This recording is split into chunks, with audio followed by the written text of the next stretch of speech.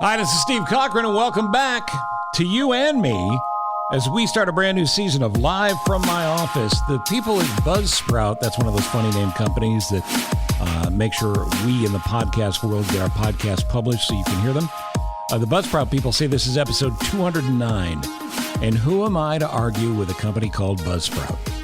So welcome. I'm glad you're back. Where was I? I was in a lot of places in the last month. Did I miss anything? Nothing happened much, did it? Let me plug what's coming up before we go any further. Coming up in a new season, just in the next few days, we'll preview Major League Baseball's big season. I got my friend comedian Jake Johansson on the show, my friend radio legend Kevin Matthews, who is doing something new with elevator music. You need to hear about that. The very funny Mike Toomey, Tim Banker, John DeCoste, and I are about to make an announcement about Men of a Certain Rage and some big comedy plans we have there. Politics, always tons to talk about there. We'll talk about the good and the bad. There is some good in there and a whole lot of bad. I mentioned baseball, but we've got sports covered for you as well. And obviously, whatever the topical news is, media, business, how to make more money, keep more money, what's going on in the world of business, travel. There's always plenty of celebrities and lots of funny people because that's where I come from. I think it was WXRT here in Chicago where we do the show. That had a slogan. I'm probably going to butcher this, but I always liked it. It was everything in no particular order. And if somebody said, what is Live from My Office? I'd say that's everything. No particular order.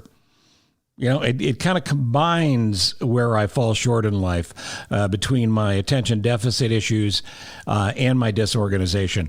Everything in no particular order. Because honestly, my goal, and I'm not being trite about this, my goal, inspire you, entertain you, and make you think. And I hope you like it. And if you're a new listener, I hope you will subscribe, rate, review. Wherever you listen to this podcast, click the follow, the like, the subscribe button, and you will get every episode. And do that for somebody else who's not so podcast savvy like you are, you good-looking person, you.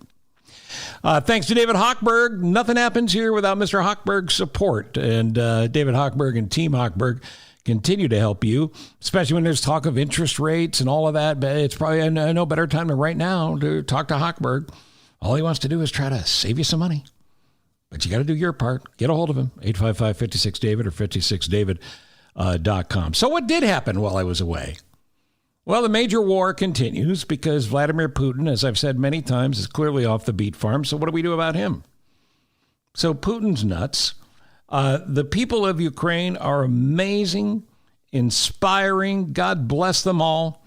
Their tiny president, Zelensky, is, in fact, a heroic guy. I almost hesitate to say this, but yeah, he's very good at the new world of communication and social media and getting messages out. But we have supplied $10 billion or pledged to supply $10 billion plus in aid. And, I can't begin to understand what they're going through, but I could do with less of the shots at, well, we should do more. Because I very much would like to see Vladimir Putin wiped from the face of the earth. The bottom line is it's just not that easy. And that brings you to President Biden. His approval numbers continue to fall, which is insane and crazy. And I'll tell you what, he has the worst communications team I've seen around a modern president since I don't know when. They don't know how to showcase him well. And when he does do something like he did the other day when he said Vladimir Putin cannot remain in power, just leave it alone. Let the statement hang in the air. Instead of backing up and saying, ooh, Grandpa said something funny again, we're going to have to try to excuse it so our friends don't think we're weird because he's our grandpa. Support him. This is not Donald Trump we're dealing with. This is somebody who has legitimate chops and understands foreign policy. And yeah, I'd like to see Biden's own communications team get their collective heads out of their collective asses and do a better job because they're not doing the job right now. What else happened? Tom Brady unretired. Well, look, he gave it a shot. Tom Brady gave it a good shot. He went home, turned around, and came back. Apparently, he probably saw Elon Musk, right? Plugged him into a battery, like the commercial that was running, I think, in and around the Super Bowl. Brady can't be human. He's 44 years old, and he's playing NFL football. So I picture Elon Musk plugging him into a Tesla and getting them all ready to go. Or maybe Maybe Giselle just got sick of him right away. He's retired. He's home the first day. Honey, what are we going to do today? I don't know what you're going to do, but I'm Giselle Bündchen. I have stuff to do. Oh, you know what we should do? We should watch the NFL Network. That's when she said, go back to work, Tom. And just when I was about to quit the Oscars, I'm recording this on March 28th. This is the morning after the Oscars. And there were some amazing moments. Questlove winning an Oscar for that incredible documentary that he did about the Summer of Soul. I highly recommend it, especially if you love R&B, if you love soul, if you love black music the way I do and always have. Yeah, I really think you should. So he had the unfortunate thing to follow that. Lady Gaga did an amazing job with Liza Minnelli, who was clearly in rough shape, as she did with Tony Bennett previously. So, good for her. So there was that. There's so many other moments that were tremendous. And I was really ready to give up the Oscars because it just seems wrong, right? We're celebrating millionaires making movies. And I get the flip side of the argument. Well, maybe in this time we need that kind of escape. But the whole thing was turned on a dime when, as you well know, Will Smith took offense to a Chris Rock joke, walked up on stage, and literally slapped him in the face. And there's been a bunch of speculation about it. Again, I'm recording this on March 28th. By the time you hear this may be old news. But as of right now, the main theories are the thing was fake. It was a stunt. I guarantee you that wasn't the case because neither one of them could act to the ability that they did, where Rock didn't know what hit him, literally and figuratively, and was really thrown by the whole thing. And Will Smith, with the tears and all that, you go, he's an actor. No, it's not fake. It's not fake. It's just not. If I'm proven to be wrong, both their careers are over. And a lot of people are saying Chris Rock was wrong. It was a tasteless joke. This world has never been more sensitive. And while I don't agree with so many comedians who say it's a joke, I can say anything I want as long as it's a joke. No, there's some things that are off topic. There's some things that are over the line that you should never do. And I don't know Chris Rock well. I've met him a couple of times. I barely know him at all. But I know people that do know him well. And I don't know anybody who has ever said to me, Chris Rock's the kind of guy who, if he knew Jada Pinkett Smith had alopecia and her hair was falling out, so she shaved her head, that he thought, ooh, comedy gold. No, it just doesn't make sense. He didn't know. He went out, he said something stupid because he didn't know. And people are going, well, no. The Oscars would have known. They would have known that he was going to say that because they check all the material. Chris Rock's a big deal. Chris Rock doesn't clear his material. And I can tell you, any stand-up comedian with any chops at all will size up somebody in the crowd who they can comment on, or something that just happened in the show that they could comment on. So Chris Rock said a dumb thing because there was no research that he was aware of, that he didn't know that Jada was dealing with. It's a huge deal for a woman to lose her hair. I mean, tremendously difficult. But then you fold that into the whole big picture thing and whatever wackiness is going on in Will Smith and Jada's marriage and how public she's been about the whole thing and the open marriage thing and the jokes that came up earlier in the night on the Oscars about Will Smith. Hey, could I sleep with him? One of the hosts brought that up. Yeah, it's just all weird. And then Will Smith laughed initially, and then he went up on stage and he smacked Chris Rock. So here's what it comes down to. You know, any man better defend his wife. Absolutely. If your wife has been wronged, you better be a man and step up to do it. I thought Chris Rock was brilliant. And Will Smith was so over the line, it's hard to even comprehend. Again, this is knowing what we know the day after the Oscars. I certainly salute the fact that he wanted to stand up for his wife. But the idea that Will Smith, who has carefully crafted this image of a Hollywood nice guy, incredibly talented actor, and a guy that was almost a lock to win the Best Actor award, which he did in fact win, that he would suddenly just go up and say, I'm throwing it all away, and I'm going to literally bitch slap Chris Rock, then go back to my seat in front of America and the world and kids and start dropping F-bombs and screaming, Get my wife's name out of your fucking mouth? No. There's something bad going on in Will Smith's world. I don't know what it is. You can't write it off as just being nervous. You can't write it off as tension over the night. There's something really troubling going on with him, and I hope he gets it addressed. And I salute Chris Rock for standing down. I don't know that I could have in that spot, and I salute him for doing the right thing. He took the high road, and he, as again, the day after this happened, this is what we know now. He's doing the right thing. He's moving forward. So, and I really do sincerely hope that Will Smith gets help for whatever anger issues he apparently has. All right, on this show today, on our first show back, something very topical and something very important. Not that the topical thing's not important, but here's how it goes. Phil Flynn is an energy expert. One of the greats, by the way. So you're wondering why you've paid so much for gas and why it could vary by 50 to 75 cents a gallon just over the matter of a couple of weeks. We can talk about it. We can talk about the future of it and why we're in this mess and maybe how we get out of it. So Phil Flynn will join me in just a second. And then I really want you to stick around for Kathy Motlagh. This is an amazing woman doing some really cool work with a different approach than the way we always hear about talking to your kids and being a better parent. If you listen to Kathy Motlagh, some of you may know her work, Think Virtues, then you are obviously committed to being a better parent or a grandparent. And I hope you will. So Kathy will join us as well, and we'll get into that.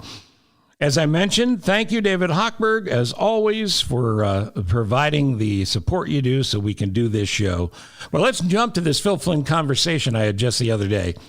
Some of the information in it, because we taped this a couple of days ago, may be outdated to the price of the pump as you're driving by now, but you get it. We just recorded this with Phil Flynn, energy genius, and all of his appropriate credits are within. So let's hear that first, and then we'll come back, and you'll hear Kathy Motlagh. We'll all be better parents and grandparents. Thank you for being here. This is Live from my office. Let's go to the tape.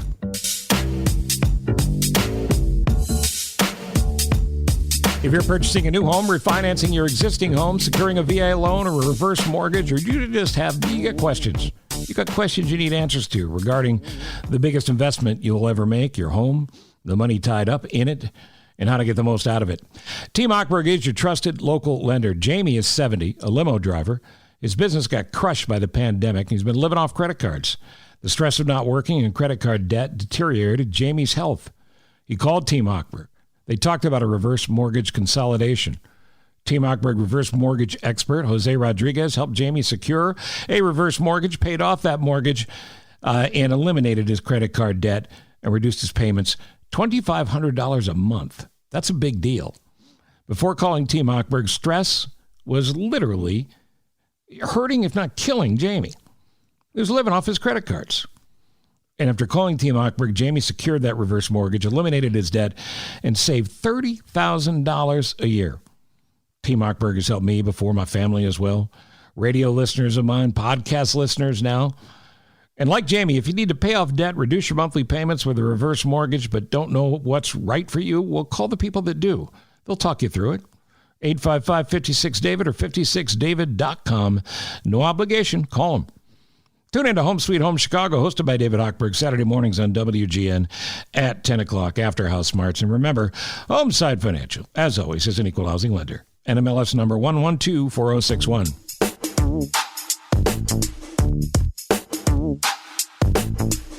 This is Live from my office, and there could be no more timely a discussion than this, with no better guy to do it than Phil Flynn. Phil Flynn is based in Chicago, and he may not agree with this, but I consider him to be the leading expert on commodity prices, and specifically oil, gas, natural gas, things of that nature.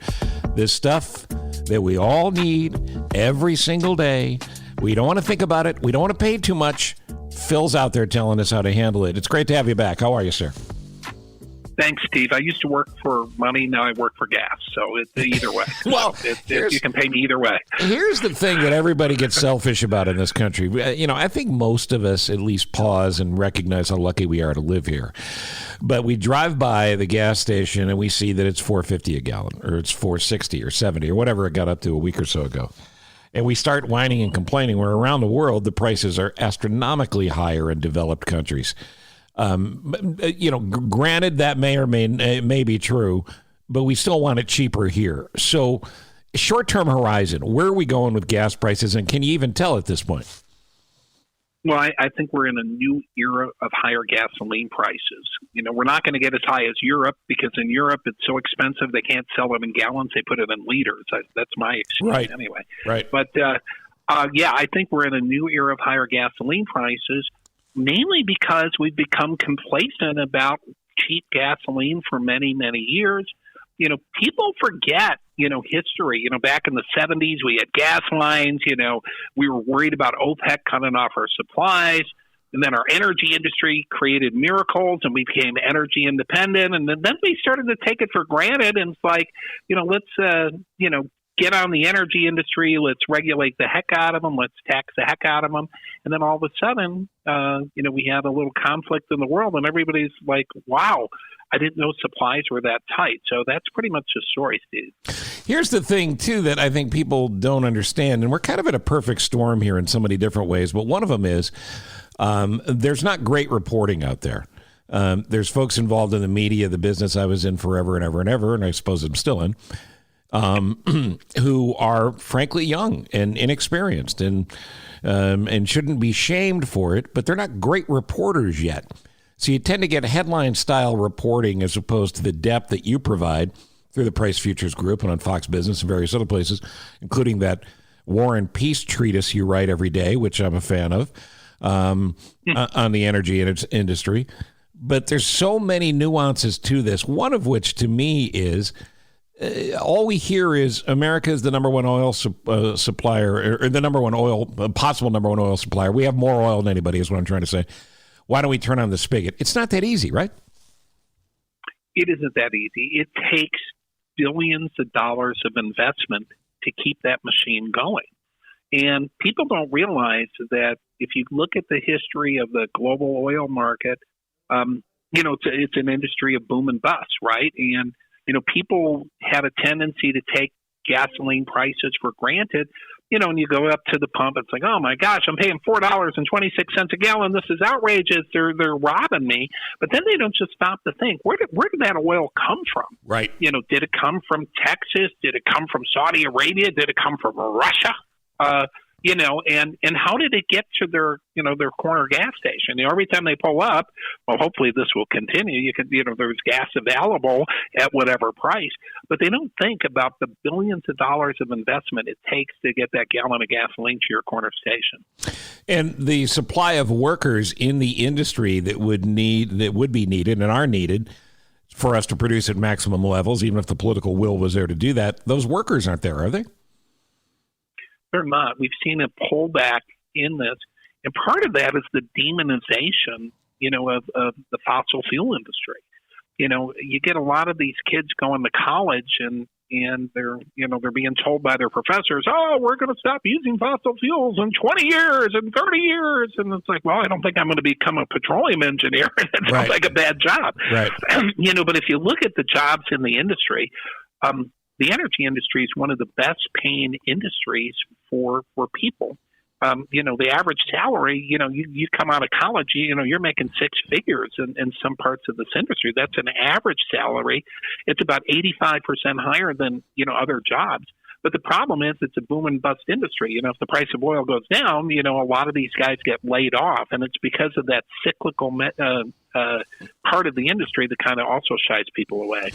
And we're not going to be in electric cars next week. We're not going to be in electric cars next year. It's not going to happen in 5 years, 10 years. It's a generation away if everybody were on board right now. And producing electricity takes oil. That's another lack of understanding or a gap of understanding. So the idea that we're just going to make oil the bad guy and just end it all, well, guess what? Oil's a part of almost everything we do every day.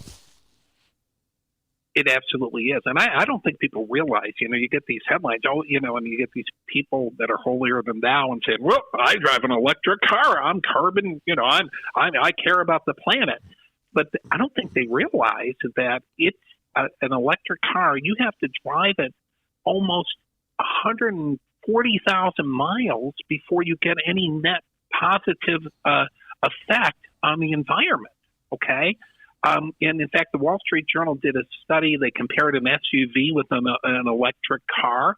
And you have to take into account to build the batteries. You have to mine for cobalt. You have to dig up the ground. You have to strip mine, a lot of places to get the lithium, and then to import it and to export it, then to charge it the type of energy it takes, to power the electric grid. Before it's all said and done, your electric car batteries are almost running out when you get a break even on the environment. So it's just kind of a smoke and mirrors routine if you think an electric car is that much better for the environment. And the factories where the turbines have to turn to produce the electricity, those factories need oil to run, right? They do. Oil or natural gas or nuclear. But, of course, nuclear power gets a bad rap, too. Or right. Coal, right, exactly. It's still, a big percentage, 40% of the electricity is created by coal. The U.S. is one of the countries that have lowered their greenhouse gas emissions from replacing coal with natural gas. But now you get people in the environmental said, well, we don't want to produce natural gas either. It's like they must think energy grows on trees. And well, it can, but it's not in the scalable nature that we need it to be. Yeah, this is a longer discussion that we don't have time for today, but I'll ask you back to talk about it. But I grew up in an era, and you and I are about the same age, I grew up in an era where nuclear energy was the future. We had Chernobyl. We had 3 Mile Island. There was an accident preceding Chernobyl in Russia that kind of got hidden. But of all the nuclear energy produced, there's been very few horrific events. Nobody wants any of those. And there's inherent danger in producing the world's energy supplies. But is nuclear still, and again, I hate to ask you this because it's a longer answer, but is nuclear still the safest way to go in the big picture to accomplish all these goals? It depends on how you define safe, but the answer is probably yes. I mean, it's the only way I think you can reduce carbon emissions realistically in the world. But natural gas is the second best choice. Wind and solar is not scalable enough.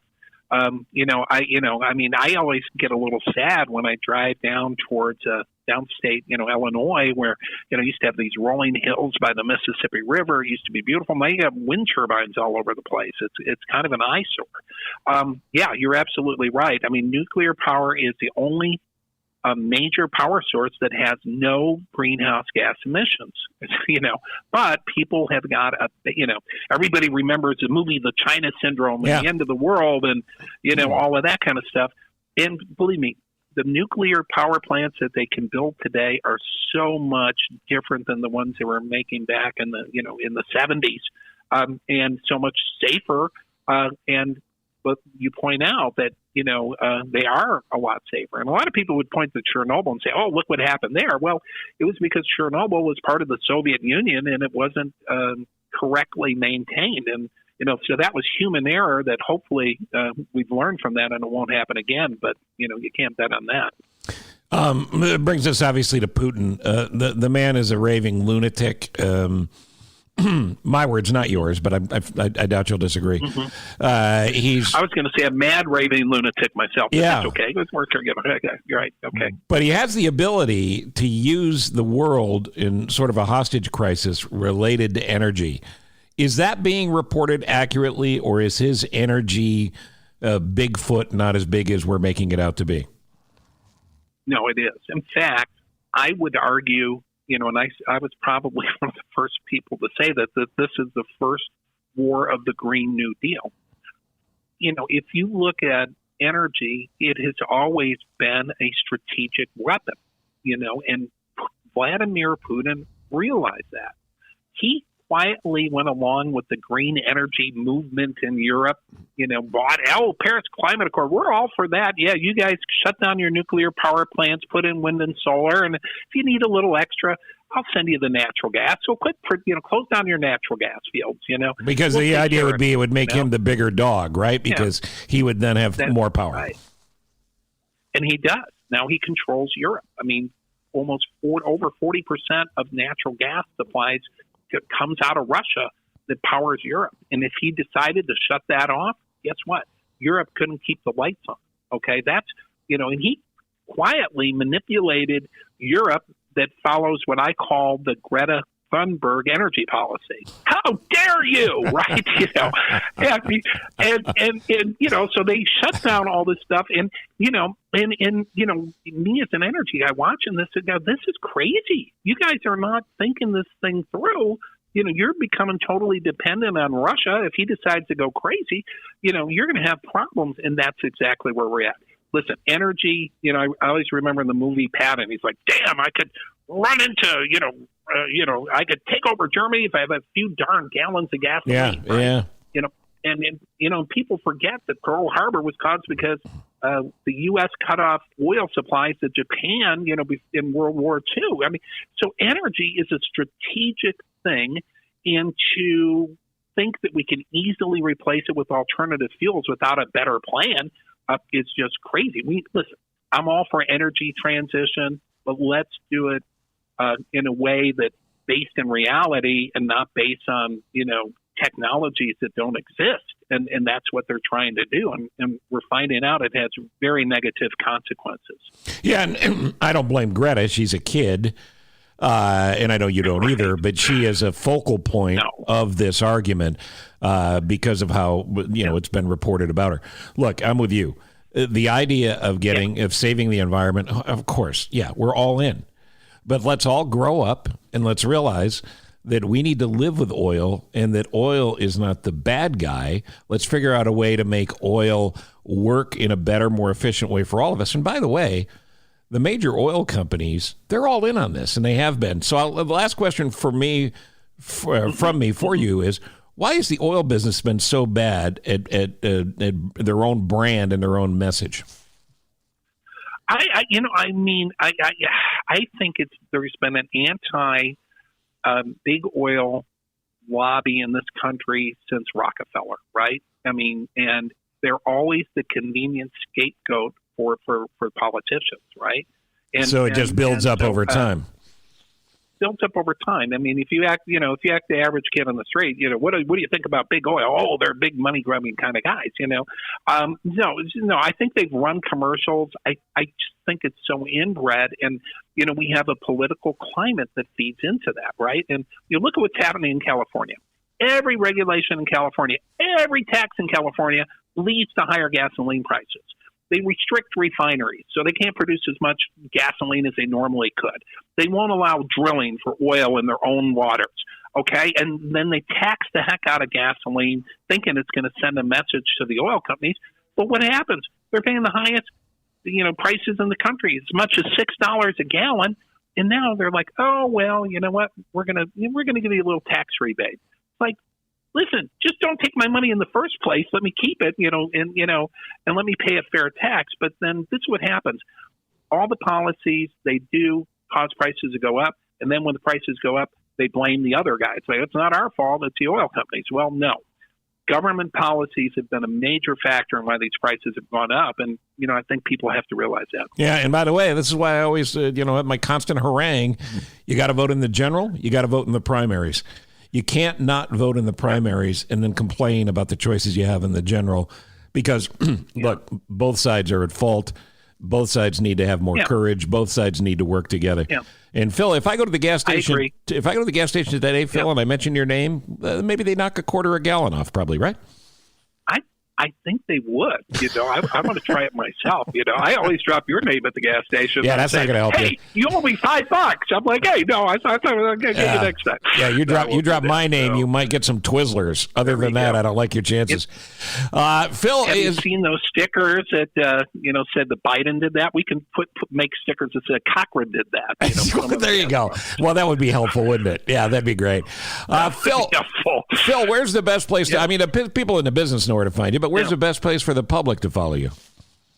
Yeah, you know what? I'll tell you what, just email pflynn@pricegroup.com, and we put out a daily energy note every day, and just sign up. It's free, no obligation, pflynn@pricegroup.com, and just shoot me an email, and we'll get you signed up, or just Google Phil Flynn Energy Report, and you'll be able to find me there. Yeah, and on Fox Business as a regular contributor, and he practically, he's working harder than Neil Cavuto, so you can see him there as well. So thank you, Phil. I'm going to point that out to him. Yeah, tell him I said so. Yeah, tell him I said so. Steve says, Steve said you're slacking, buddy. Sorry.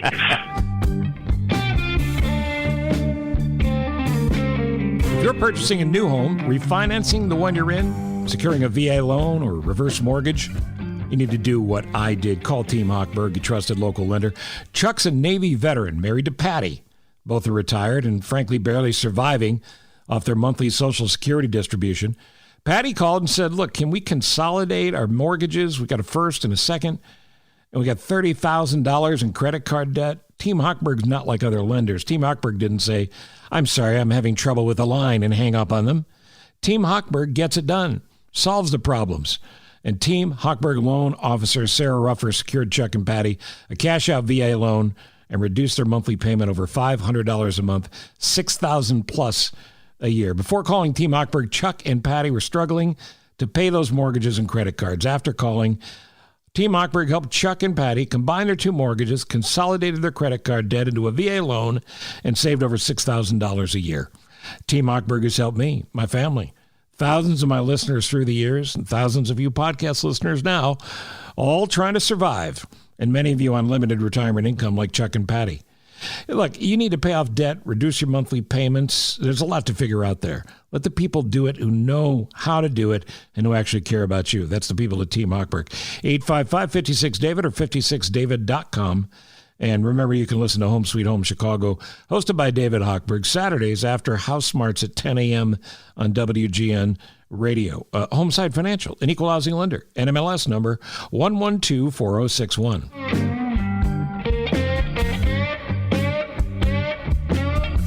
This is live from my office, where I'm happy to bring you fascinating people that you may or may not know. And today is a perfect example of that.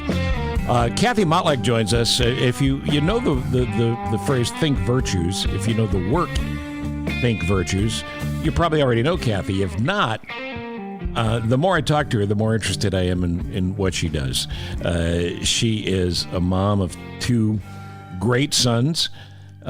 She had a mom and dad who were thriving, successful folks that motivated her to do something. And after 9/11, when the world was so dark, she took that motivation and inspiration and turned it into something that I think we all could be proud of and we all could learn from. So, Kathy, welcome. I hope that introduction does you justice. Thank you, Steve. It's an honor to be here, and absolutely it does. What a great way to put it. You're a fantastic storyteller. Well, tell me this, because we want to make sure people have information they need. Where can they get information on you right out of the gate? And we'll remind you of all this. We'll put it in the show notes as well. But what's the best resource for you? The best way to get a hold of me is info@thinkvirtues.com. Right now, we're working on our website, making it even more fabulous, so it's constantly going in and out. But LinkedIn, I'm on LinkedIn. We're on Facebook. Think Virtues has a page there. And info@thinkvirtue.com is the best way to email us and get response for any questions or anything that you're curious about. So you're a mom, I'm a dad, and now a grandfather, and nothing gives me greater joy than being with kids, seeing the joy in kids, and leaving the world a better place. I hope I've been decent at it and continue to learn from it.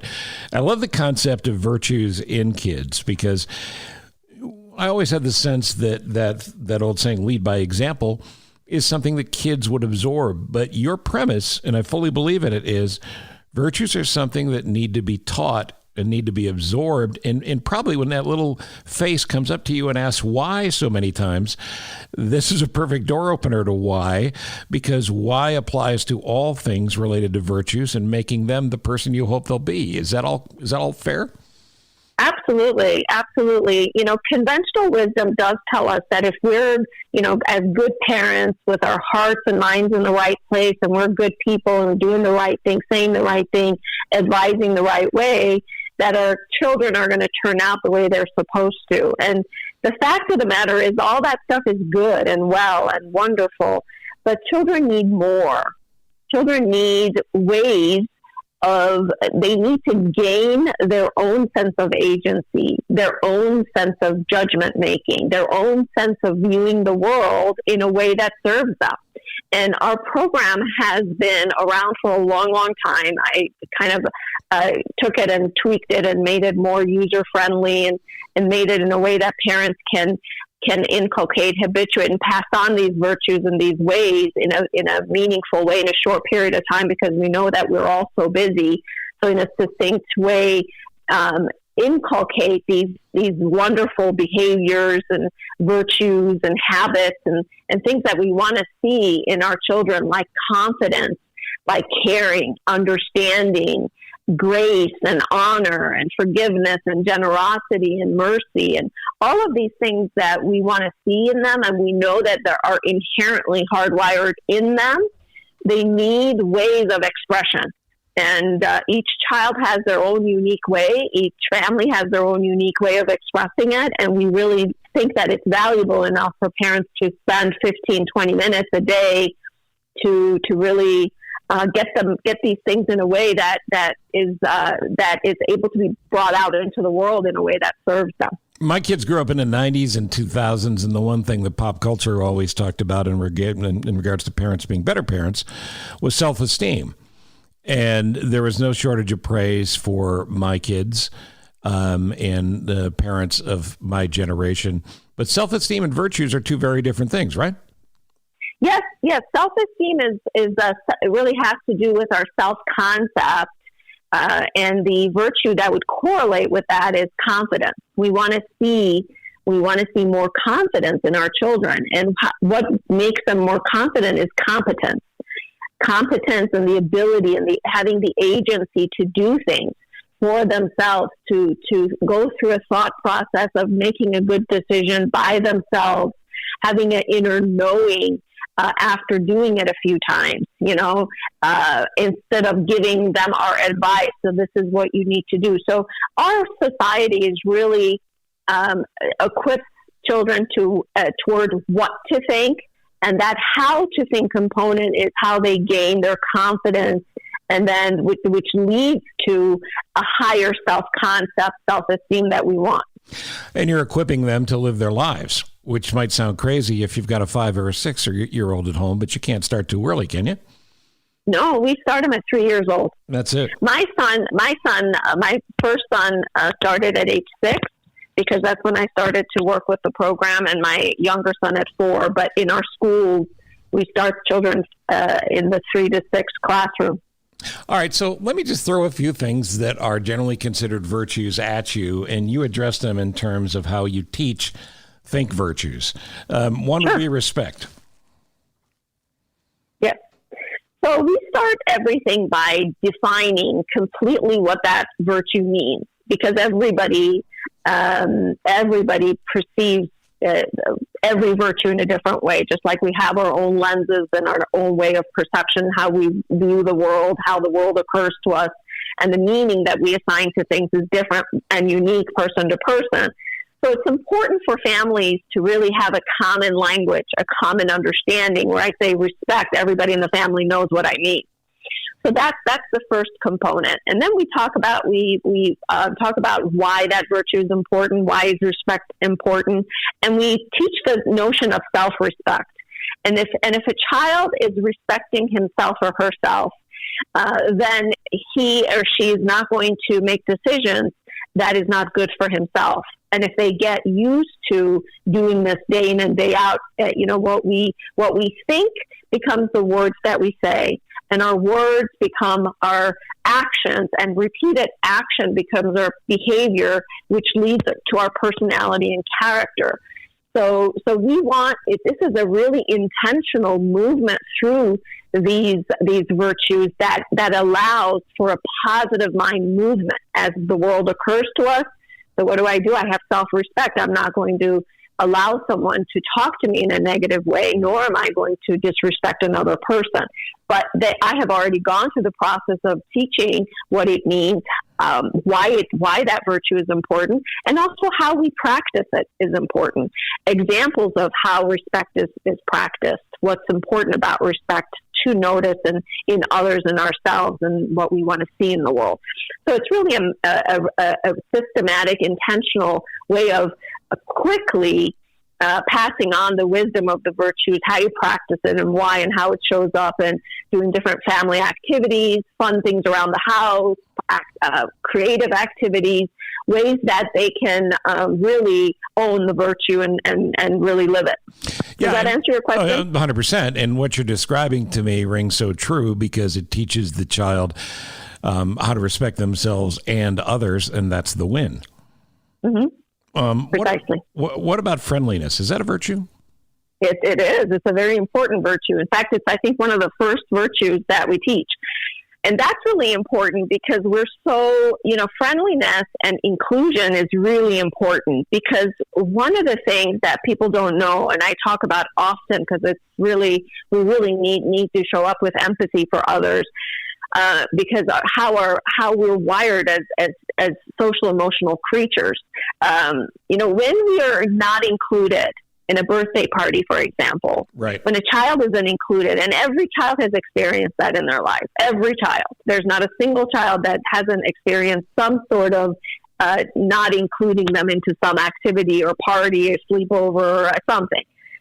The same area of the brain is activated than when you get stabbed. So it hurts physically. Sure. So friendliness, being friendly, being inclusive is really a wonderful way that we can express ourselves as adults and as children. And, same process. We go into in depth what that virtue means, how it shows up, why we do it, how it's practiced, and the creative work behind it. And so children really, again, learn it to where they own it and have an inner knowing about what that virtue means, how it feels, how it makes others feel, and so, it just makes the world a better place, makes the playground a better place, makes less bullying. Yeah, and makes the lunchroom a better place, right? We always hear those stories that make you sad, and we can all think back to school about the kid that didn't have any people to sit with, and you hear about these little kids who step up and go, no, you can sit with me. I love that stuff, and that's an example of that virtue being taken and paying forward. Absolutely. Those are exact applications where these would be helpful. One more, and these are generalities, because when we finish here, we're going to tell you how to get involved with the whole program here. But courage. And one thing I've always encouraged dads is never forget what it felt like to be 5 years old, 10 years old, 11 years old, whatever. Because parents come home at the end of the day and they're tired and they're involved with their adult problems. And your kid may need to talk. And God bless them if you can get them away from the phone that maybe you gave them too young. And they want to talk, and hopefully you'll be smart enough to listen, but understand that the pain they're feeling is real. So talk to me about courage as a virtue. Yeah, courage is a very important virtue. Courage is a heart-centered virtue. In fact, the word courage, cœur, in French means heart. And courage is a wonderful quality and virtue to step into, because we all have it. We all have the ability to be courageous. However, our fear muscles are greater because it gets stimulated more in our society. We're constantly given the message of be afraid of this, be afraid of that. What if that happened? What if that happened? To where our courage muscles are somewhat paralyzed. But courage is a very important virtue because it allows children as well as adults to step right to the thing that they're fearing, and the ability to get right through it. And that's the thing that could get a kid through a really bad day. Yes. But not having the agency, gaining agency. One of the best things, one of the best gifts that a parent can give to their family with Think Virtues is their own agency. Because if you don't think that you can do it, then you're not going to step into your courage. But if you have that higher sense of self, that raised awareness and consciousness, then that's when you can break through any limitations that have been built upon in our subconscious mind, in our programming. And so it's really important to equip children with these abilities, because these virtues are all our strengths. They're all what we have access to, and we can draw within ourselves and grab determination, self-discipline, courage, all these wonderful virtues to combat whatever it is that we're dealing with. Is teaching of virtues gender specific? In other words, do boys pick up certain things better than girls, and girls pick up certain things better than boys? It's more, I haven't really noticed any gender specificness about virtues in all the years that I've taught it. But it's just more because we have, both men and women, boys and girls have both masculine and feminine energy. So it just depends on how they're expressing it that day or how they're wired. Some are, if a female is a highly female energy, then they gravitate more towards grace and elegance and patience and understanding and more empathy. And then if the guys are more in their masculine energy, then they are more towards courage and excellence and perseverance and self-determination and self-discipline type of thing. But they both have the capacity for both, actually. Kids, one of the great ways to teach a kid and learn from and with a kid is reading. And the word utopia comes up often when people talk about you, Kathy Motlagh. Talk about why utopia is important and what it meant in your life and what it means for kids. Yeah, utopia spelled with an E, E-U, that's variation versus the utopia. It means that it's a perfect place that's actually achievable in terms of if we all really emanated from a place of love, understanding, compassion, where our virtues are, then we can walk our way back to each other. And the story is written for children ages 6 to 12, and it really takes them through an adventure that shows them how to practice these virtues, and all the stones and gems are correlated with the essence of each virtue. So children find it interesting and fascinating, and it's a great way to introduce virtues to kids. Let me talk to you about the world we live in today for a bit. Maybe you could help parents of all phases and stages of their lives in talking a little bit about social media. It's not all negative, right? Well, I mean, so it's how it occurs to you and the meaning that you assign to various things that you're experiencing on social media. So everything has its good points and bad points, as you and I have talked about. But do I endorse social media for kids? Do I endorse social media for everyone? I really, it's just, it's kind of yes and no. So it's for children particularly, it's a dangerous place if they're not well equipped to manage their emotions and make positive meaning out of circumstances and things that they witness and see, because it's easy to see someone's perfect life and feel less than. And we don't really want children in that place. We want them empowered. We want them to be able to have a positive self-image, and the confidence to really go out there and do all that they're capable of doing, which is limitless. They can have and show expression in whatever way they feel. But if they feel disempowered by someone's life that seems perfect, where it's really not, no one's life is perfect. We all have our ups and downs. But if that's their perception and they feel less than, then it's incredibly disempowering and disappointing and sad, and it puts kids in a place of depression, which is not healthy at all.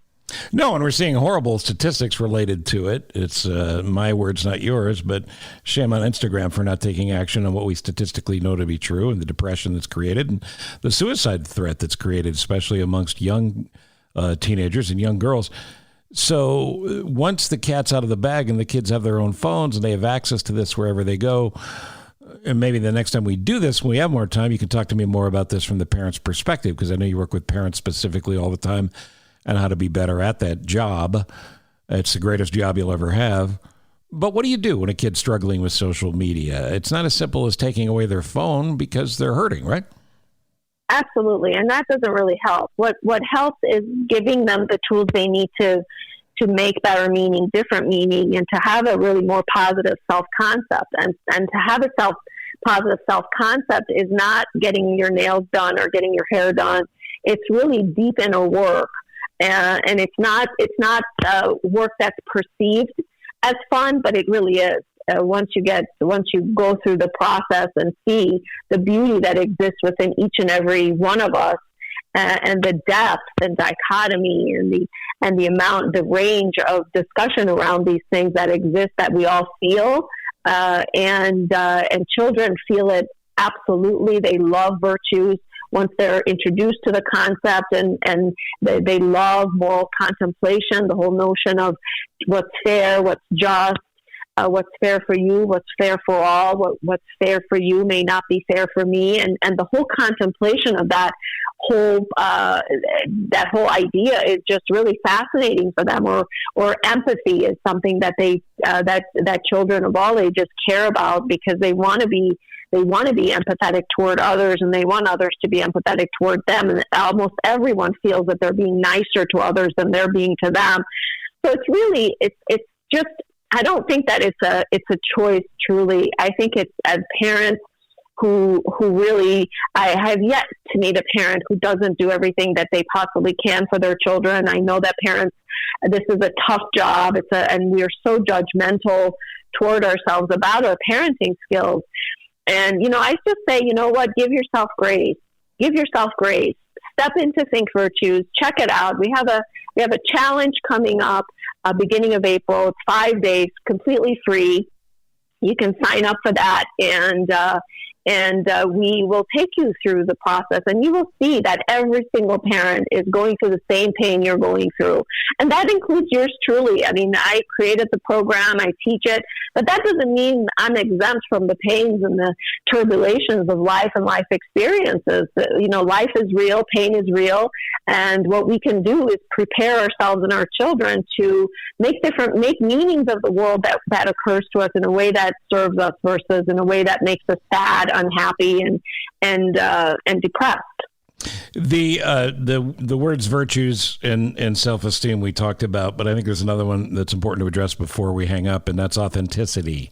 How does that apply to the work you do? Authenticity is at the core of what we do, because to us, authenticity means being full-hearted and really connected to the divine. I'm a believer in God, and to me, authenticity means that mind-heart coherence and connection to the divine wisdom. So it's at the core. It's a journey that we take everyone through, including parents and children and leaders. And when you're emanating and leading your life and leading others from that place, then the decisions you make, the work that you do is more meaningful, has a lot of purpose, it's more intentional, it's more powerful, it's magnetic, it's attractive, and it does good in the world. Versus if you're egocentric and you're working from a place of what's good for me and how much money can I make, how much power can I conquer, that's really the opposite of what we do. And we encourage authentic leadership, which is, that mind-heart coherence and Sure. thinking heartfully. The way you use social media for getting the word out, talking about the business and all that is important. How can people engage with you, for instance, on LinkedIn to get the most out of that? Yeah, just follow me on LinkedIn.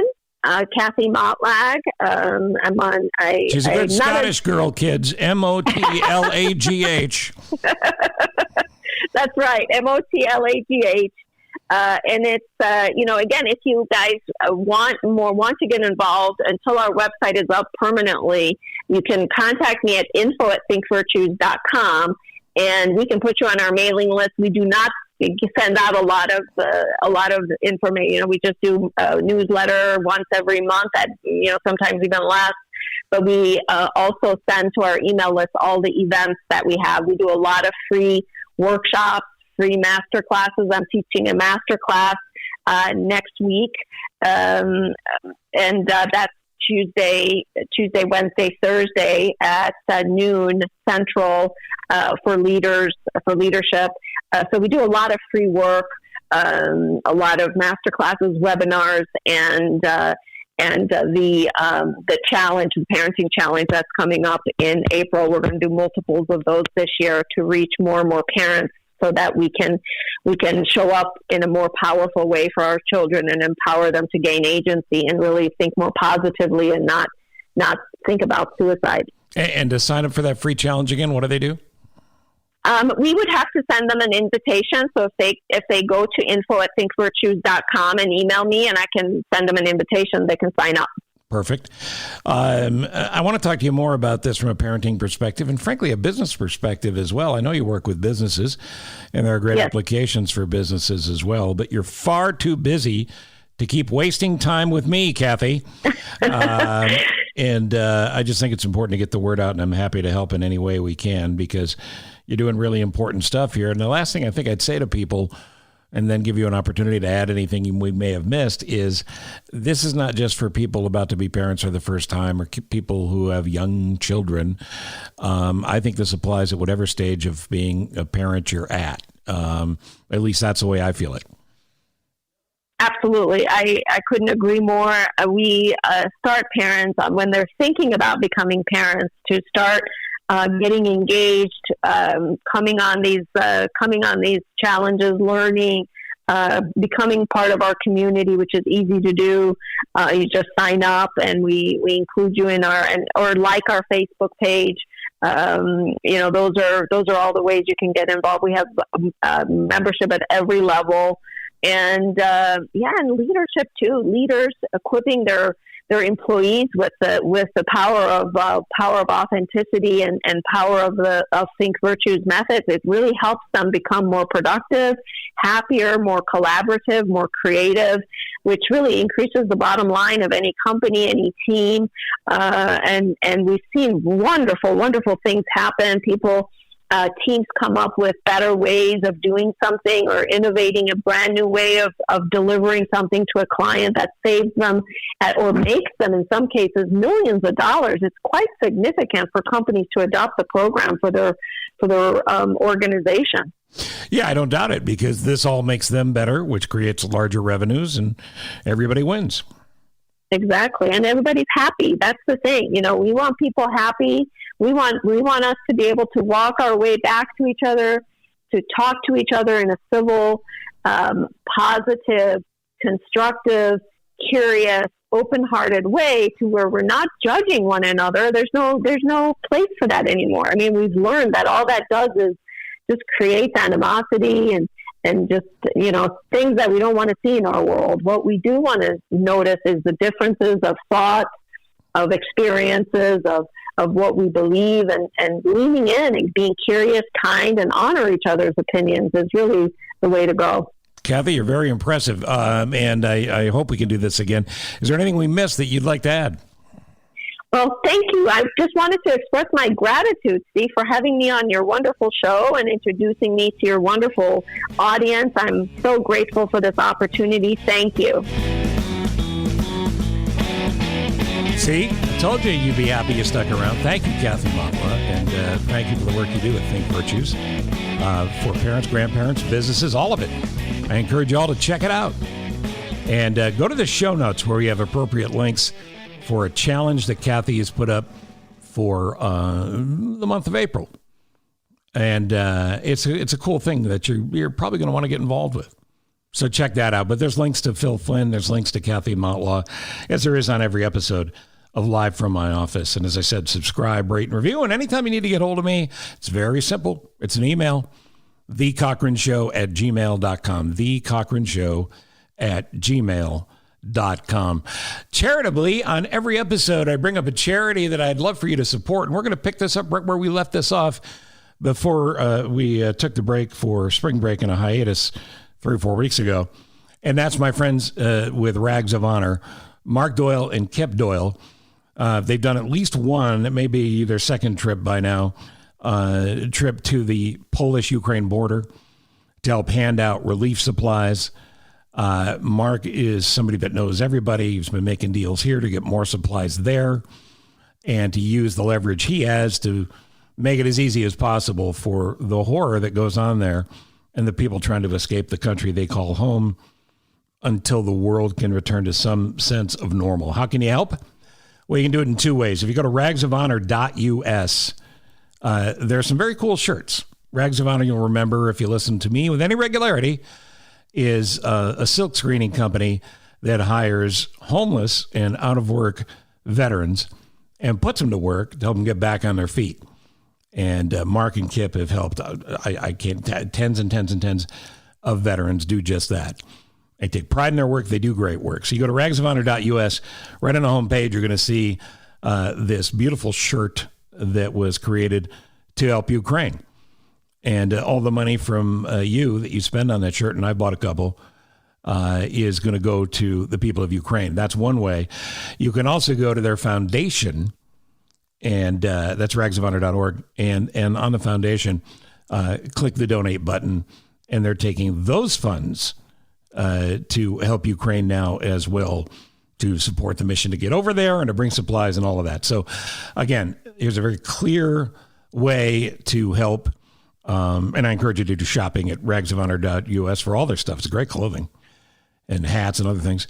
But in this case, we really are helping Ukraine, and the money's going to the right people. And thank you, Mark and Kip, for the work you're doing. And thank you to Ross Cochran. Ross Cochran, nothing happens without Ross. I mean, if Hochberg wasn't helping support this and Ross wasn't doing the heavy lifting, I'd just be sitting in an office talking to myself. Hey, wait a minute, nobody's in here. Is that actually what I'm doing? But thank you, Ross, executive producer of Live from My Office. Drop me a note. Let me know how you're doing. Let me know what's on your mind. And we got a great season ahead. I barely scratched the surface with the guests we have coming up.